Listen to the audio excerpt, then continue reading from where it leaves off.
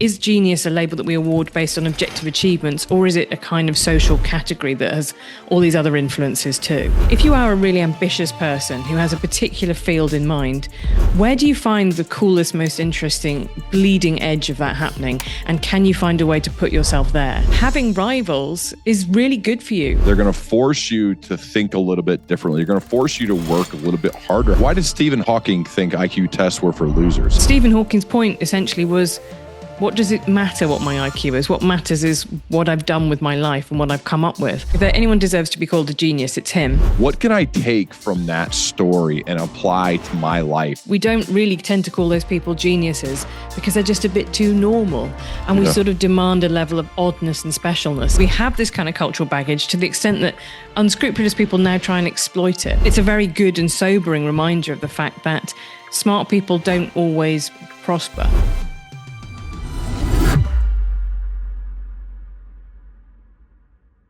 Helen, it is awesome to have you here on the Learning Leader Show. Welcome. Thank you very much. I want to start with Shakespeare. He died in 1616. He's 52 years old. He was kind of popular then, kind of, but not like an icon at the time. What happened after his death that has made all of us call him an icon and a genius? Yeah, I love the story of Shakespeare because I think there's somebody that I think almost all of us would agree is exceptionally talented. I mean, if you look at him in relation to the other dramatists of his era, I think he's head and shoulders above them, even though there were other brilliant people writing at the time, in terms of the number of words and phrases that he coined, the psychological complexity of those plays, the way he wrote a story of England through the history plays. So, I say in the book, if anyone deserves to be called a genius, it's him. But it is interesting to me that he dies as a relatively celebrated. He certainly didn't, die in obscurity or forgotten, but he died as a successful man of his age, right? There was, I think, less idea that this was a kind of passing of one of the immortals in the way that you get sometimes later when people die and people already think, well, this is, somebody who's going to impact all of history. It's not really a way that people are thinking about him. So you get, you get a couple of his friends put together a very expensive edition of his plays, the first folio, and we're very lucky that they did because that's the only way that a couple of the real bangers end up surviving. And he potters along, and then what happens is in the next, let me think when this would have been, about 50 years later, England has a revolution. The king is deposed, Charles I. Then the Puritans are in charge for a decade. And the theatres are all closed because Oliver Cromwell and the Puritans do not think that it's good for people to be going to the theatre. They should only instead be going to church. And then England this is one of the very oddest bits of English history, which almost never happens in revolutions, which is that people get bored of the kind of slightly joyless Puritans and their insistence on plain clothing and not going to the theatre. And the heir of the original king, whom they all hated enough to have executed 10 years earlier, is in France. And they go, would you like to come home and be king again? We sort of think that whole thing was a bit of a mistake. So Charles II arrives, a great pleasure-seeking king, perpetually kind of broke and borrowing from the King of France. But one of the things that he does is he loves the theatre. I mean, specifically, he loves actresses. A couple of his mistresses, including Nell Gwyn, are actresses. And so the theatre is suddenly revived in London. But they have this big problem, which is that they don't have enough plays to meet demand because no one's been writing them. And so they, in the way that I think people would now complain about the Marvel films, they turn to existing IP. And that's the canon of Shakespeare plays. And so there's this immediate swelling of people wanting to put on Shakespeare plays, who's, a writer from 50 years ago that people still kind of vaguely remember. And they get rediscovered at that point, but they're not at all, and I think this is really important, treated with any kind of reverence. They put people on wires, they put an orchestra in them. Later on and in the next century, they change the tragedies to have happy endings. They make them very thoroughly at the time. And Shakespeare gets renewed in this sense. And that's something that happens with playwrights, is they only live in a performance tradition. So Shakespeare gets, kind of acclaimed more into now this genius, basically. It's wild how that works, but part of it is that somebody needed to gather his work, right? And then present it and share it. So it's like there's luck. There's like a good bit of luck involved in somebody becoming, quote, a genius. Yeah, I think that's the thing that's really important to note. I'm pretty sure, let me get this right. It's King Lear, I think, is one of the ones that we wouldn't have without the first without the first folio. Um, and I think it's, you know, that the fact that that only exists because a couple of people knew him personally and cared about him enough to save that stuff it kind of it slightly tugs at your heartstrings, right? To think that these plays that are so important to our culture that so many school children will have learned kind of almost didn't survive. And one of the ways you can tell that people in the past at that time thought rather differently about playwrights is the fact we have very little biography of Shakespeare. You know, we know a little bit. We know that he married. We know that he had a child, Hamnet, who died. We know that he seems to have lived some of his life in London and some of it in Stratford-upon-Avon. But there's whole big chunks of it that are just really quite, you know, patchy. And to this day, you know, we have a couple of his signatures that survive, and that's really it in terms of manuscript. So, you know, it is fascinating to see that people kind of, you know, and I think a century later just had to fill in all of those blanks. As soon as Shakespeare became that post-restoration in-demand playwright, people were really hungry to hear about him too. And this kind of comes back to my idea of a myth around somebody. So instantly you get this kind of like, who is Shakespeare? Who is this guy whose plays we really love? People really, really want to know. I always, maybe this to a fault, Helen, but I want to take. I think these are your books. Is so cool when it comes to the storytelling, and I think there's also practical application elements throughout. And Mm. I want to focus on that for a minute. So we learn about Shakespeare. We learn about there's a little bit of luck involved. He was still exceptionally talented and produced some amazing work that has stood the test of time. But if I'm today working to build a career, and I don't know if I need them to say I'm a genius, but you know, I want to I want to do well. I want to put a positive dent in the world. What can I take from that story and apply to my life to make it useful?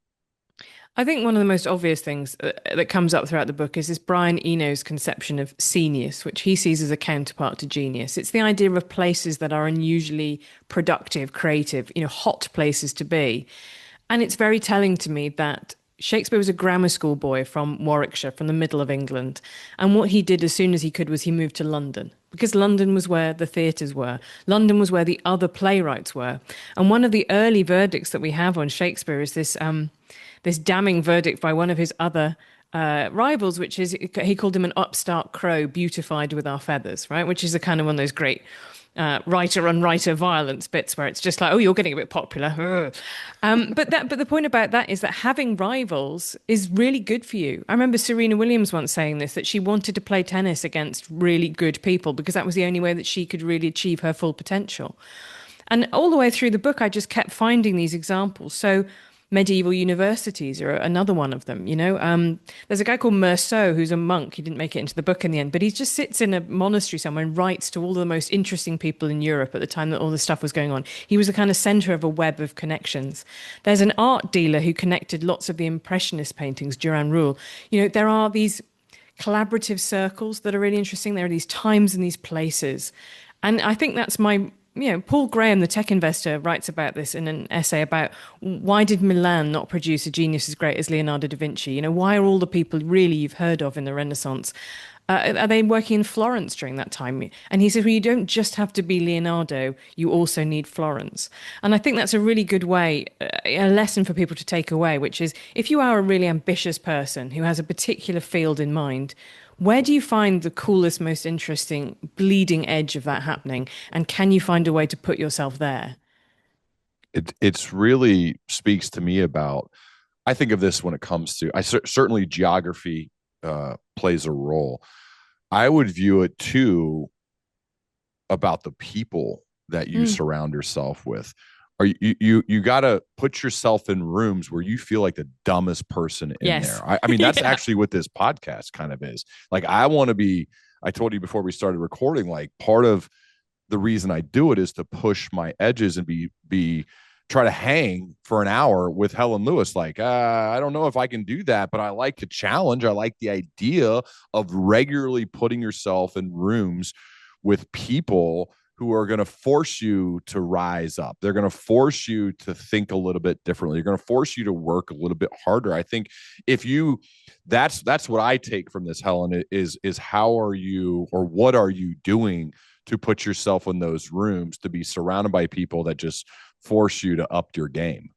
Yeah, I think it's something that is, even when I would say our politics is quite anti-establishment and anti-institution at times, some of the most interesting people are actually creating institutions, creating connections. I'm thinking about somebody like the tech investor Peter Thiel, not somebody I'm politically sympathetic with, but his idea of creating fellowships for college dropouts is a really interesting answer to the question of, what does the kind of right training ground for people look like now? How can I create something that encourages what I want to see in the world? And just to take a completely opposite end example, last year I was in Austin, in Texas. And now Joe Rogan is known to most people as, one of the most successful podcasters in the world. He's also loves stand-up comedy, and about 2 to 3 nights a week, he goes and performs stand-up comedy in Austin to a room of about 300 people. So he has his own venue there that he's invested in, the Comedy Mothership. And not only is that interesting to me that he is somebody who pursues something for the love of it. He still wants to get up in front of people and risk failing, which I think is always a really good instinct to embrace. But also that he created an institution because, as he saw it, and you'll hear people like Shane Gillis, who's a very successful comedian now, talk about. For a while, if you were a stand-up, your options were LA or New York. And both of them had a particular type of progressive politics, and which not everybody shares. And so for those more right-wing or heterodox or whatever you want to call it, comedians, there wasn't really, they just we love to have this idea that some people are just simply so talented that talent will out and they will succeed on their own. Actually, if you look at something like Austin and the Comedy Mothership, you begin to see the importance of an ecosystem because there's a whole load of comedians who've come out of that. So Shane Gillis being one of them, Tony Hinchcliffe and his incredibly successful podcast Kill Tony with another. And the fact that they can go and you can live and work and make a success out of yourself in this scene has been really important to Joe Rogan advancing the type of comedy he likes to do and he likes to see. I really do respect that. I respect people who go out and create an institution that creates more of what they want to see in the world. I do too. I think it's awesome. To the fact I've heard Joe talk about not only going on stage, but being physically in the back rooms with guys like Tony and Shane Gillis. Like, I'm a huge stand-up comedy fan, so I love studying it. I think it's some of those people are, I had Nikki Glazer on recently, and some of them are like the modern day philosophers, the way that comedians view life and are able to put a twist on it to make you go, huh, and laugh at the same time. It's brilliant. But I think it is cool to see what he's built down there in Austin. So I am curious, another guy who spent some time in Texas that you've written about in your recent book quite a bit is Elon Musk. What's the difference? I'm going to start though with this. What's the difference between a guy that I'd never heard of before reading your work named Tim Berners-Lee and Elon Musk? I mean, Tim Berners-Lee he developed the World Wide Web, the protocol in which the whole of the internet is built. So you can argue that without him, we're not here. He just the fundamental sort of architecture of how things work online really owes a great deal to him. But I find him funny because, he's had a great deal of recognition. He has a knighthood here in Britain. I'm sure he has many honorary doctorates. He's succeeded by absolutely any metric. But he is just a kind of regular guy in the sense obviously incredibly smart, on the top few percentiles of smartness. But he lives a very ordinary life, and seems to be very happy with that. And I just draw a parallel between him and somebody like Elon Musk, who I think is very invested in the idea of living a big public life, of making public statements, of having political opinions about how he thinks the world should be constructed, of thinking that there is a kind of race of special people. I mean, the way that Musk talks about his natalism, he's on, what is it, like 14 children and counting, is that, his genes need to live on. Smart people like him need to have children. There is a kind of sense of that he is of a special nature that I don't think you find in some of the more humbler, unassuming kind of people who have equally impressive levels of achievements. And one of the things that I do worry about is that we overrate, I would say narcissist is a bit harsh, but the self-promoters, I guess. And the way that I kind of usually sum it up is the fact that, Elon's kids are called things like Romulus Securgus and XAE Ash 12. And then Tim Berners-Lee's kids are called like Alice and Ben, right? He's just somebody who has not decided to paint himself as a kind of world historical figure. And as you say, if you hadn't heard of him, that's really interesting to me because Yeah. he definitely deserves a huge amount of credit and inspiration. He just is relatively personally quite modest about it. And I think the thing is we don't really tend to call those people geniuses because they're just a bit too normal. And we Yeah. sort of demand a level of oddness and specialness in who we attach that label to.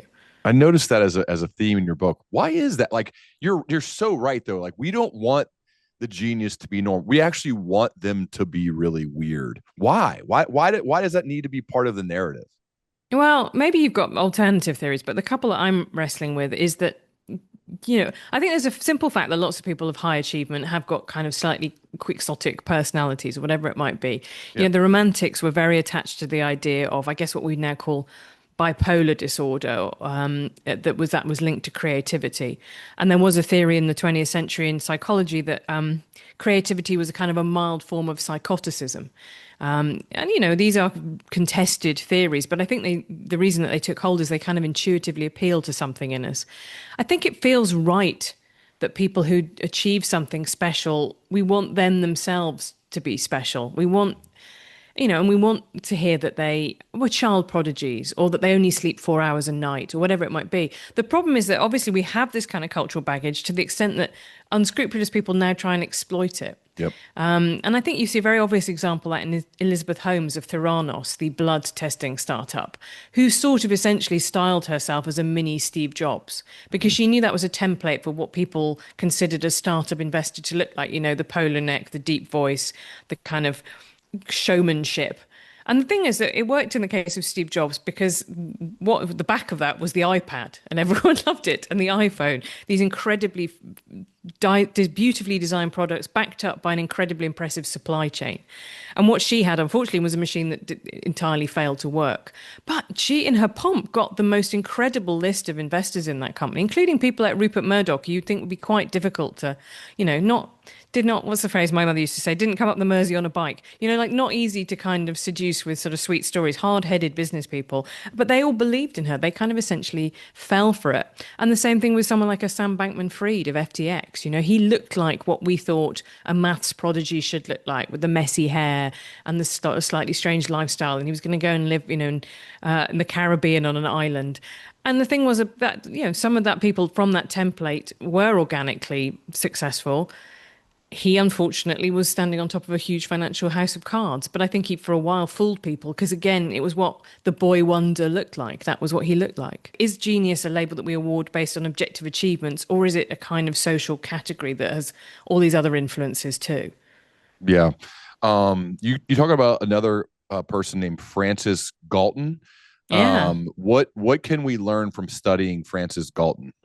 The Victorians were often very weird indeed. I think would be my main takeaway from his story. He is just like one of those eccentrics that you find in the history of science. I think a really fascinating guy.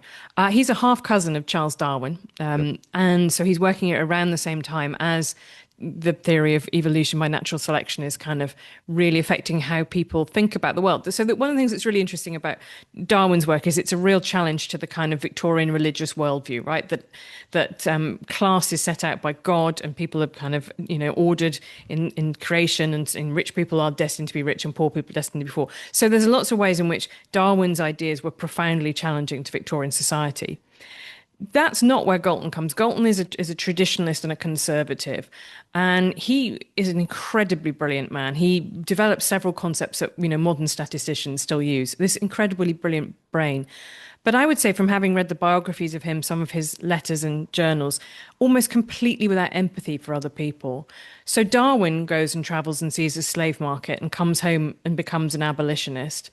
Francis Galton sees a slave market in Constantinople, now Istanbul, and says, well, everybody seemed very happy. They were dancing and singing. So, it doesn't really think there's a problem with slavery. That kind of gives you that idea of his mindset. He's obsessed with kind of categorization. And he writes this book called Hereditary Genius, which is an attempt to find out if genius is inherited and how common it is in the population. And he classifies all of history into these lettered groups, essentially. And what comes out of that is the idea that genius is pretty rare. It's concentrated in families. He thinks that means it's very heavily influenced by inheritance. And there's an immediate backlash to the book from sociologists. This field is just kind of really being born at this time, who say, well, hang on a minute. There's quite a good reason why, if you're the son of a judge, you might also become a judge, other than positing the existence of some kind of special, I guess they wouldn't really have thought about it in terms of genes at this point, but, positing some kind of genetic inheritance of judgeness. It might be also that your father encourages you to a career in the law and asks his friends if they could get you a job. And so it starts up this push-pull, which I think we still have with us today, about how much of how much are they kind of nepo babies, essentially? Like, how much is that a useful frame to look at the world and look at genius versus how much do we just think that this is a kind of random lightning strike in the population?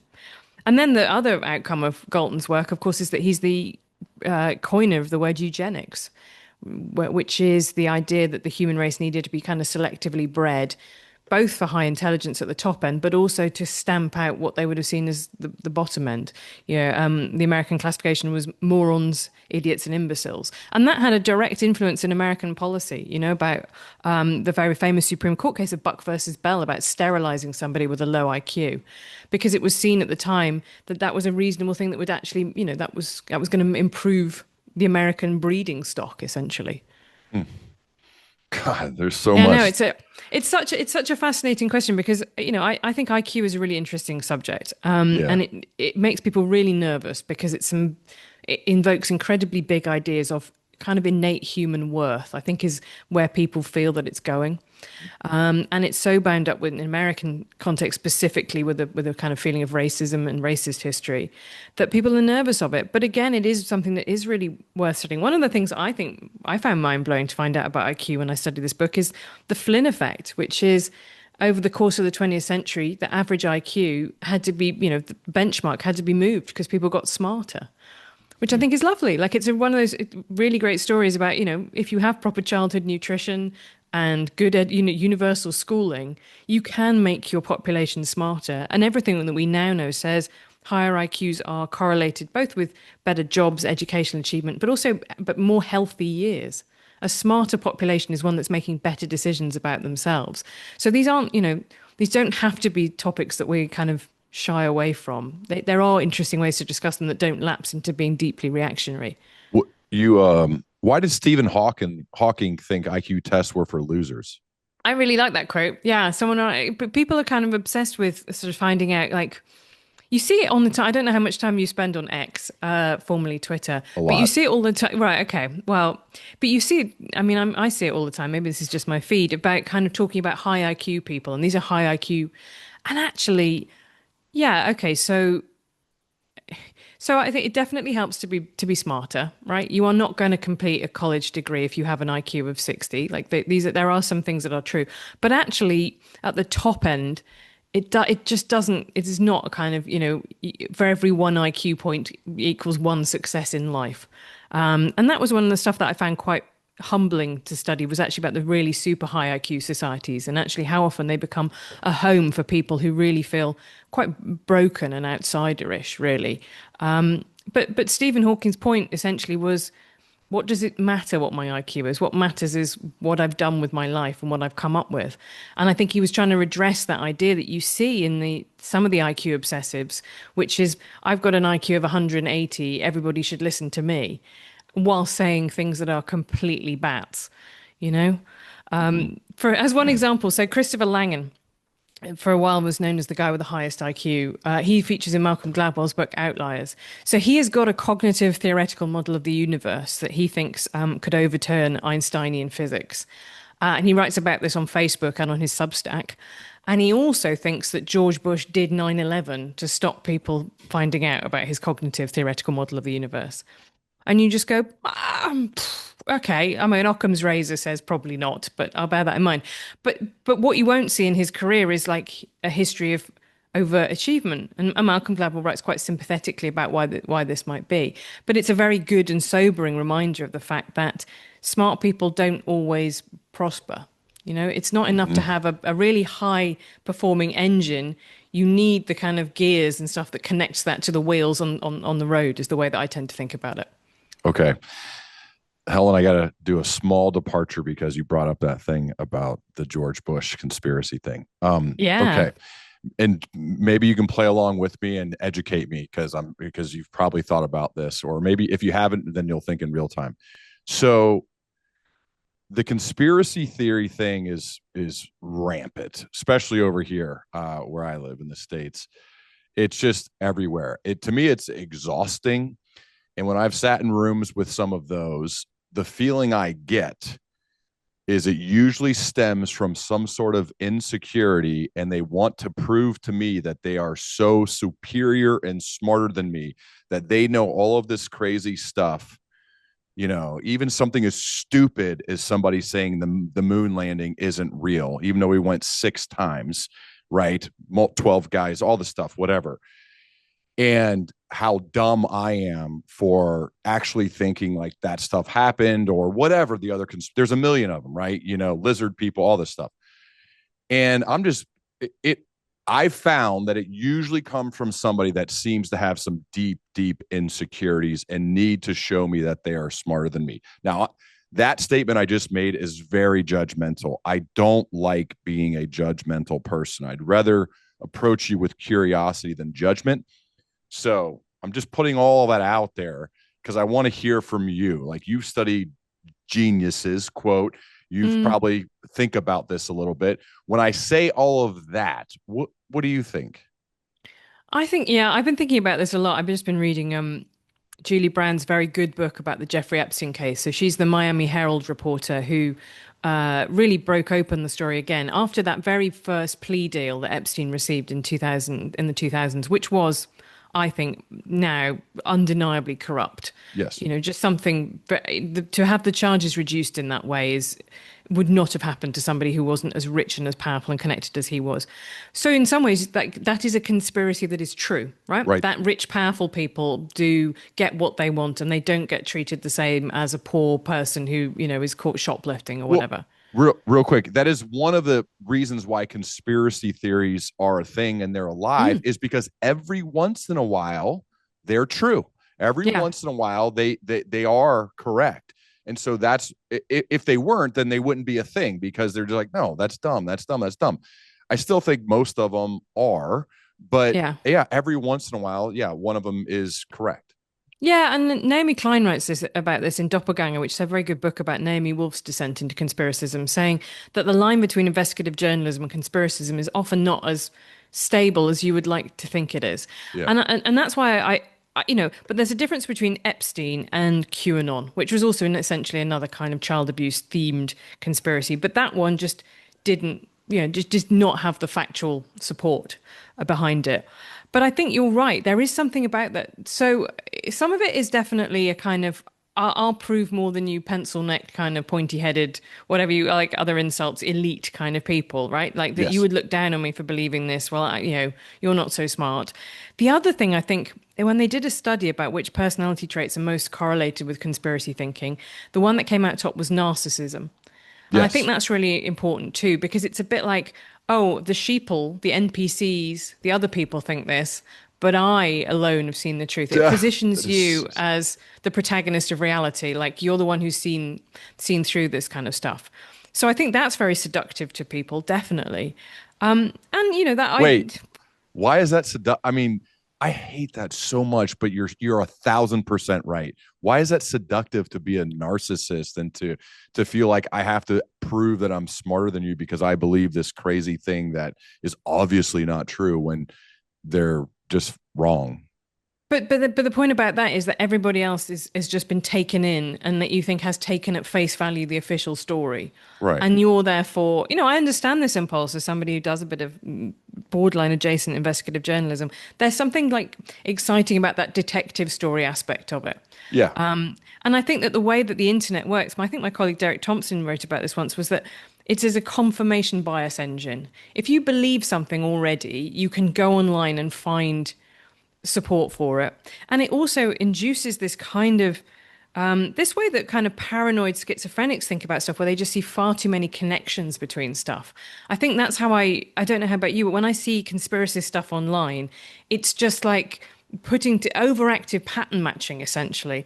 And the internet is very good it can, you can watch a 3-minute TikTok in which someone presents to you five out of context facts and suddenly links them together in this kind of red string in the corkboard way that is superficially incredibly appealing. And you don't really know whether those facts are true or if they relate to each other. You've just been kind of sold a story. It's a prestige. Yeah. So I think the interaction between conspiracism and the internet is kind of fascinating. The thing that's a problem, this is a detour, sorry. I interviewed a really great scholar of authoritarianism called Karen Stenner a couple of years ago, and she was researching conspiracism, and she had this theory, essentially, I render it as, wouldn't it be good if we could get people back to good old-fashioned 1990s style conspiracy, depoliticized conspiracy theories, right? The problem with something like QAnon is you say it's the Democrats who are drinking blood, right? It's your political opponents. What was great about like the chupacabra, or do you have crop circles in America, or is that just a British one? Yeah, I think so. Yeah. I mean, like Iowa, I imagine probably Yeah.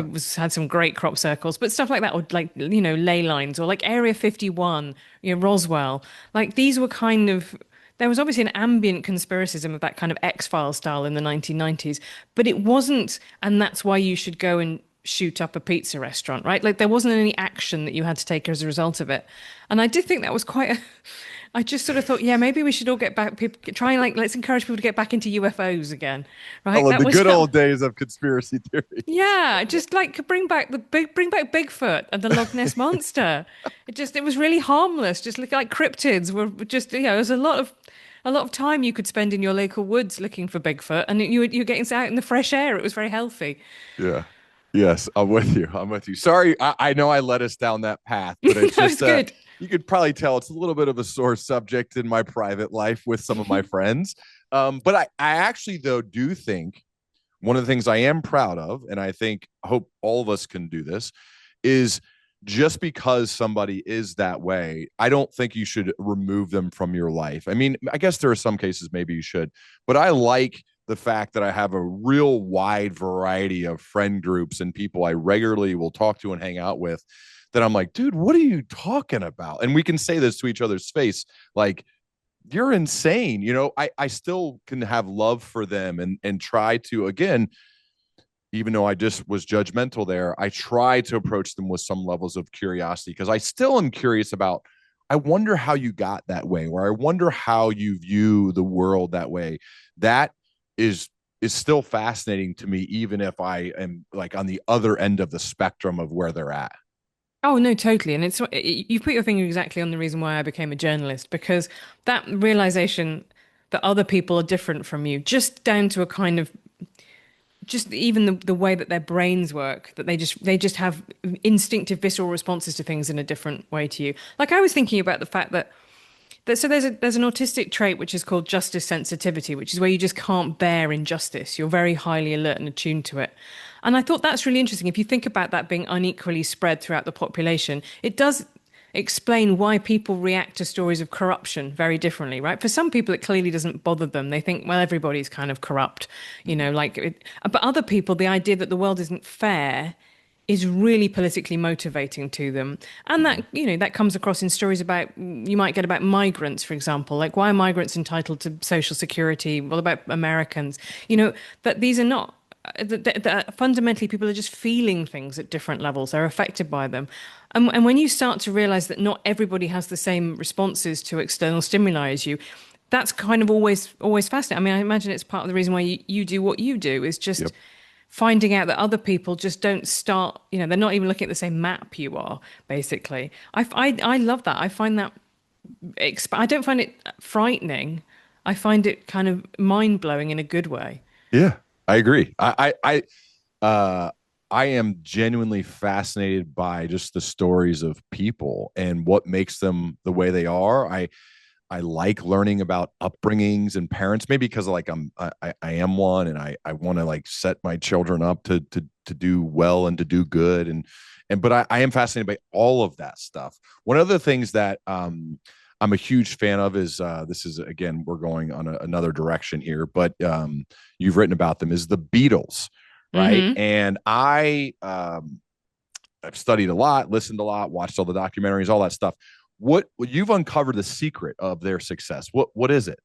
I mean, well, there's quite a lot of secrets of their success. And number one is definitely be very good at songwriting. I think that's, well, one of the things I was found when I was reading, there's a strange old book by a guy called Hans Eysenck, was a psychologist in the 20th century. A lot of his research is now questioned. You know, he did a lot of psychology, IQ, genius research. He also did a lot of research into smoking and heart disease.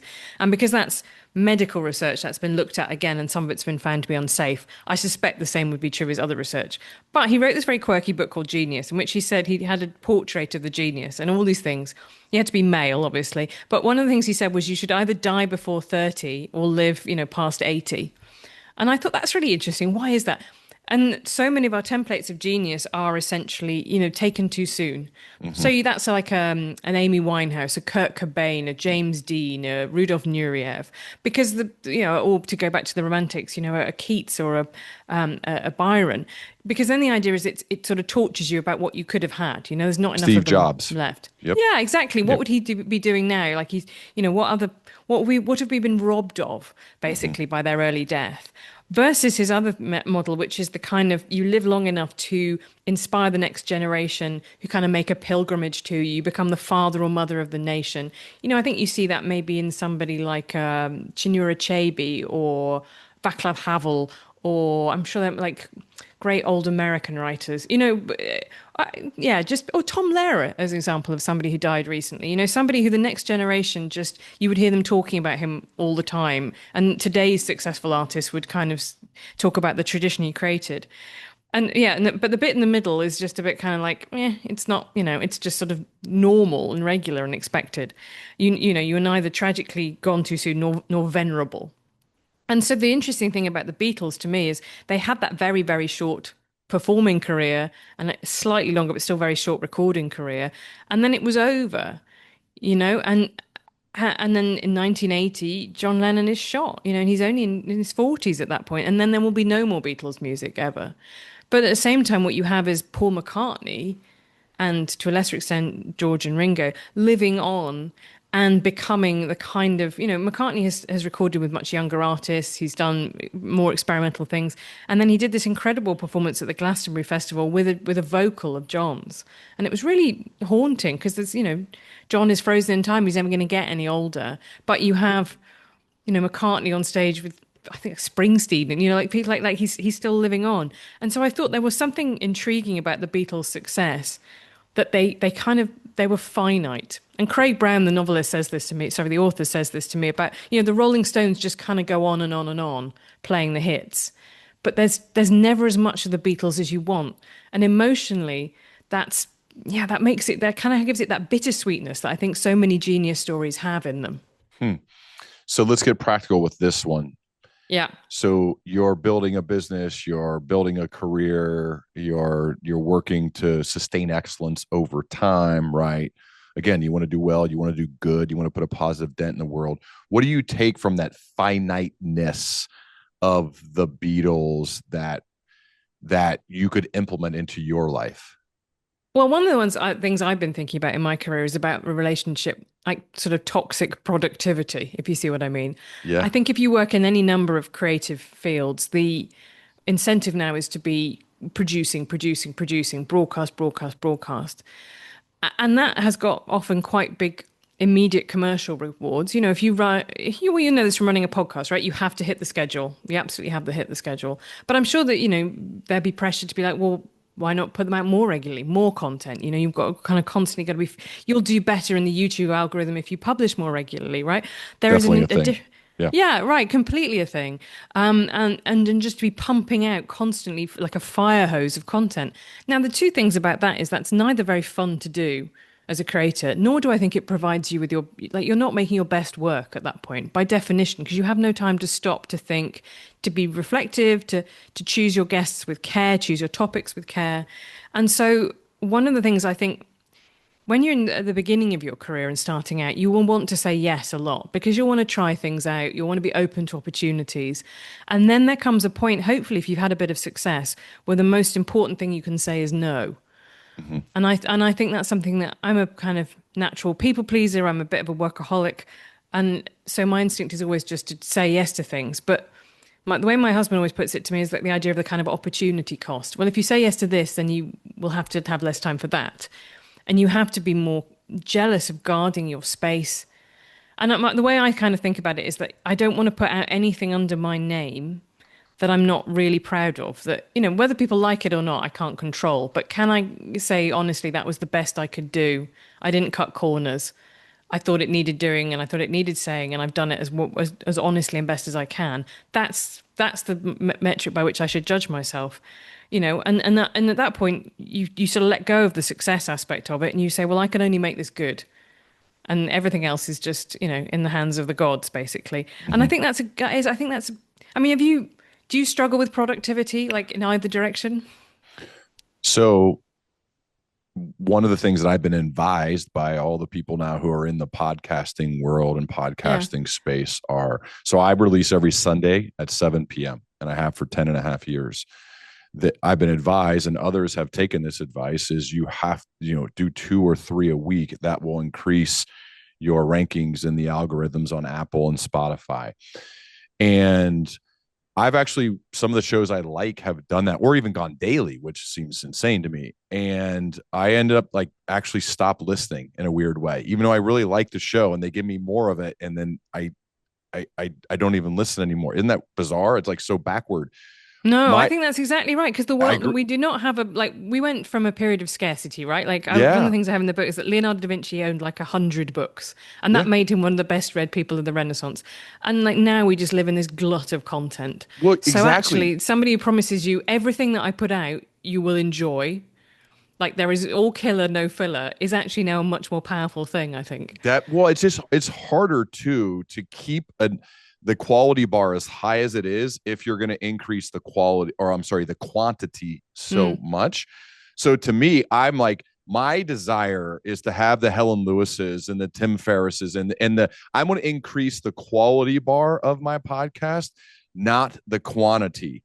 And that means being very I got to be very curious and careful about the guests. The selection process is really narrowed down. I mean, I'm pitched, 100 a day. And so it's just choosing the people that I'm deeply curious about, can have these types of conversations where they're a little bit messy, mm. but that's where we're learning. I think that's what I'm trying to do. But Robert Greene said this in the 48 Laws of Power and on this podcast: do not speak unless you can improve upon the silence. And I think this is advice I give. This, That's great. Yeah, yeah, that's but this great. is advice I give to people in their leadership careers if they work in corporate America. So many people get in meetings and they're like, "Oh, I got to talk. I got to show how smart I am. I'm going to," and so they just like vomit all over the meeting room with a bunch of random garbage instead of saying, "Wait a second, wait until you actually have something of value and use that will improve upon the silence, that will make the room better, that will help out your colleagues, so that when you speak, people are like, ooh, Helen spoke up. We got to listen to her because she's just not just like throwing all this garbage out all the time." Because we've all been in those meeting rooms, at least those who worked in like the Mm. corporate world, where it's just like blah, blah, blah, blah, blah the whole time. And then you have that person or two who they wait to speak until they have something to add. And then everyone just stops, listens to them, and you end up doing what they say. And I think like that's hard. That's not easy, but I think it's something to strive for. I actually learned that from my dad. My dad's still that way to this day. Like he's definitely not the loudest guy. He definitely will have not the most words said at the family gathering. We're about to have one in a couple of days, so I'm like already thinking about it. But when he talks, we'll all go like this. Oh, yeah. Mm. Uh-huh. Yeah. And you're like, oh, I need to be like that. Like I want to be that guy. So anyway, I think that's similar to what you're talking about, this finiteness of, we're taking all the way back to the Beatles, that you can be that way in your career. You can be that way in your life with your family and with people in general, is like, how can we add value to this space? We don't just need to be yapping the whole time. It's a level of discipline, isn't it? Yes. That's the thing. Like I think about that every time you commit to a big project, you've said no implicitly to a load of other things. So it's really scary to make that decision. Yeah. But ultimately, if you try and just scattershot around, it may be superficially successful, but in the long term, I don't think it's sustainable, because I think what you see with those podcasts is you go very very intense schedules is that they often burn out. They just can't do it, and they don't. And you also get the sense they're not enjoying it anymore. It's a real grind. Yeah. And so, is that really at that point like a lifelong or sustainable career? Most novelists you've heard of or film directors go and look at their Wikipedia page and see how often they produced something, and you will often find out that someone's reputation is founded on 3 films that they made over 20 years. I mean, I think that's maybe harder than it was now, but I think we can sometimes overestimate just the amount of content that you need to pump out in order to be successful. And I think all of the superficial incentives in our culture are towards just maximizing yield. And actually, you are the only person really who cares about maximizing your quality. You have to be your own quality controller. The other part to that though, Helen, though, is I know there's some studies on the fact of the people with the best ideas usually stem from the people with the most ideas. Now, they might have to publish all of those, or that might not have to be for others to see all of them. But even Edison, who you write about, right? Lots of ideas, a lot of the inventors, a lot of the writers, a lot of the artists have tons of ideas, and then a few of them break through and we don't really remember all of the other ones. So how do you balance out this quantity in order to get to the quality? Because most of us, that's what we need to do. Yeah, when I was reading the story of Thomas Edison, I think it's one that's worth studying for anybody who's interested in creativity, because there's a couple of different lessons that come from it. One is that the light bulb is not a kind of conceptual innovation of Edison's, right? Everybody had had the idea of the light bulb, the idea of burning a filament in a vacuum, back to Humphrey Davy in the previous century. What was incredible about what Edison managed to do was he managed to make it work. So first of all, he managed to get a really tight vacuum seal and find a really good material for the filament. And that sounds kind of boring compared to the idea of coming up with something, but it's really not. Leonardo da Vinci had a hell of a lot of incredibly good ideas, including one for a kind of helicopter, but he wasn't able to put most of them into practice. They weren't, achievable by the technology of the time. So there's that aspect to it, which is that we underrate kind of the logistics, the quartermaster kind of side of things, just making things work. You see it all the time in kind of unsuccessful screenwriters or writers, but I had an idea, I had the idea for, Ant-Man. And you go, oh, was it that a man should be an ant? Okay, lots of people can have that idea, but not everybody can write that screenplay and have it produced. So the idea of actually having to put rubber on the road, I think, is a really big part of the Edison story. You could say the same about his role in the creation of the New York power grid. Electricity is a kind of interesting quirk unless you can find a way to make people pay for it and reliably deliver it. So that comes out of it. And the second thing is that he was one of those inventors who had a really hot streak, and which lasted for an unusually long time, but he also had a pretty unsuccessful middle age.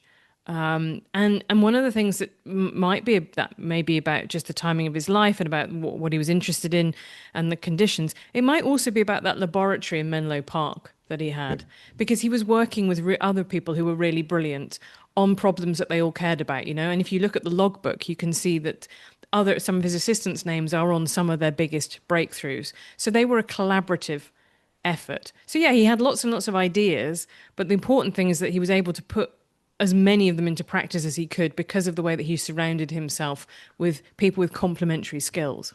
Again, we get back to the importance of being surrounded by others who have high quality bars, excellence, ambitious.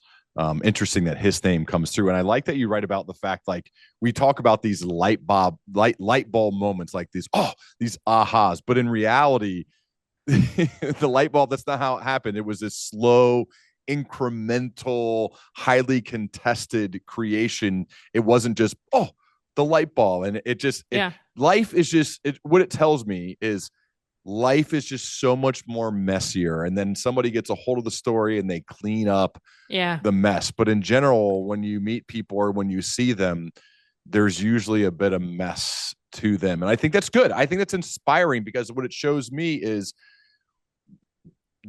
that's possible, right? It's possible for me and you to go and do whatever that thing is, because we're like, oh my God, I'm a mess. I have this and I'm dealing with this. And it's like, yeah, so we're all the other people who created the big things, Yeah, I think it's a much more empowering version of the story, right? Yeah. Because you can't ultimately affect the hands you were dealt in terms of your innate strengths and aptitudes and weaknesses and the upbringing that you had. What you can do as an adult is make choices that may maximize your ability to do good. People sometimes ask me, why are you not on Substack? Why are you not writing a newsletter? Why haven't you gone independent?